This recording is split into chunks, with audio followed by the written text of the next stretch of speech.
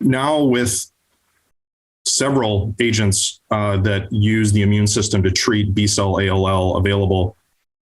I think where the field is going to be moving is trying to optimize agent selection, sequencing, and timing so that we're hopefully using these drugs in their most optimal time in a patient's journey. So, for example, combining whether it's inotuzumab ozogamicin, the CD22 antibody drug conjugate, with chemotherapy or TKIs for pH-positive disease, whether it's combining blinatumomab with TKIs or chemotherapy as is being done. These might be effective strategies for initial therapy, recognizing that these agents have their own limitations or challenges, whether it's their toxicity profile, their efficacy in certain circumstances, the safety signals they have, and how they might combine.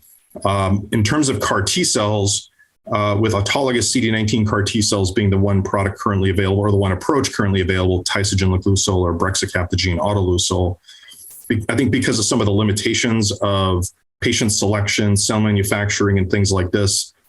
we're probably quite a ways away from having those products be a frontline initial approach. Perhaps we might see them move into the initial phases of therapy, but after some period of whether it's chemotherapy or some other agent as a cytoreductive approach. As technology improves and we may start to have more so-called off-the-shelf products, whether they're allo CARs or these sorts of things where we don't have the problems of waiting for the cells to be manufactured and finding patients that are safe enough or are healthy enough to wait the time needed. Perhaps we start to see those products move even earlier, but we're likely several years out there. So it's a very exciting time for immunotherapy, with some of these agents being first in class or among the first in class for this relatively rare disease. So I think there's going to be a lot of evolution in the years to come with this. The one really important caveat, though, where we still need a lot of work is those patients with T-cell ALL. There are some studies going on looking at newer approaches for this challenging disease, but hopefully we'll start to see some new immunotherapy agents available for T-ALL in the years to come as well.